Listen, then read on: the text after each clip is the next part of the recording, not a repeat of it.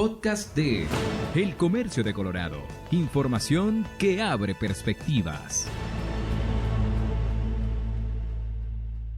The Republican narrative in this campaign is focused on inflation and high gas prices.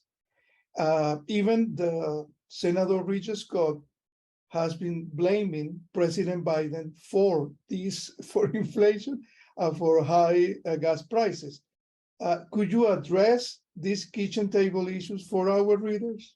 Yes, thank you, Jesus. Thank you for having me. And inflation obviously is a concern for everybody because the cost of food and the cost especially of energy has gone way up, and people are paying now about $4.40 a gallon for gas at the pump in Colorado, and that's a very high price for people to pay. I think it's important for people to understand that we have about a 9.1% inflation rate, and that is similar to the inflation rate in Canada, the inflation rate in the European Union, the inflation rate in the United Kingdom, the inflation rate in India. I mean, all of these countries in the world are suffering from the same challenges. This is much less about what Joe Biden has done than about the broken supply chains that the entire world has. And as the economy began to recover out of COVID,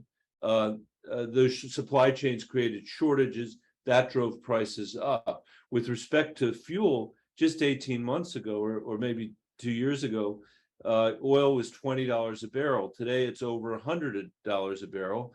A lot of that has to do with the economy recovering. Again, when we were at the bottom of COVID, it was at $20 a barrel. 2 years later, it was approaching $80 a barrel because of the economic recovery. And then on top of that, Putin invaded Ukraine, and that increased the price even more. So this is something that everybody in the industrialized world and in other economies in the world is struggling with together.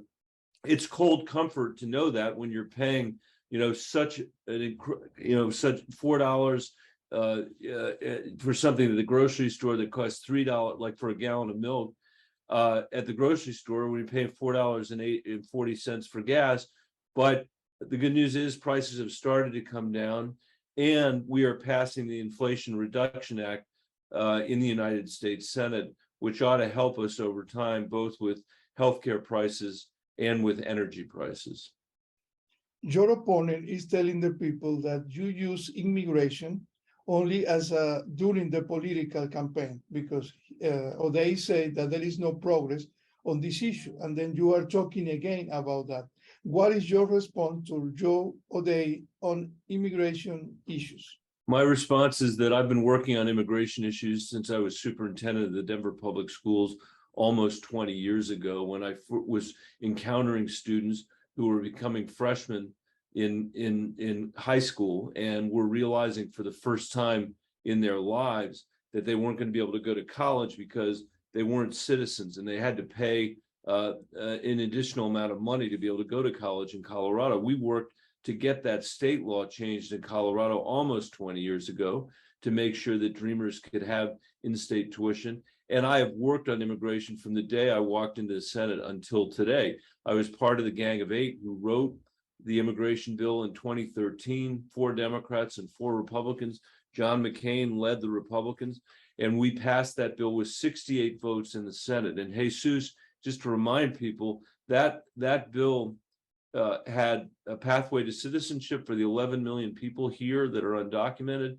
It had the most progressive DREAM Act that had ever been conceived of, and it passed. It had border security to the tune of $40 billion to make sure that we were securing the border and reflecting, our commitment to the rule of law.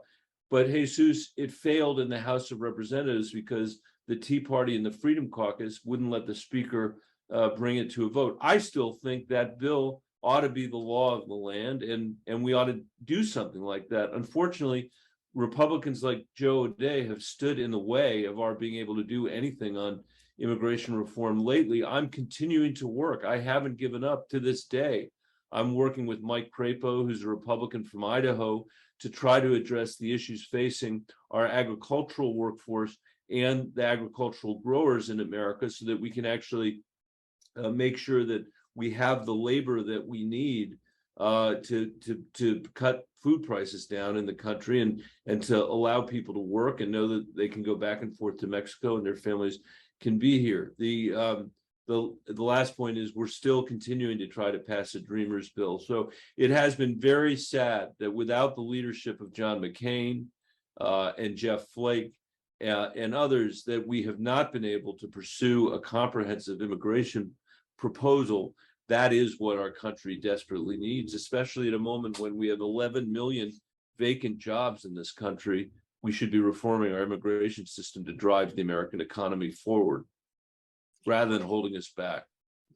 Podcast de El Comercio de Colorado. Información que abre perspectivas.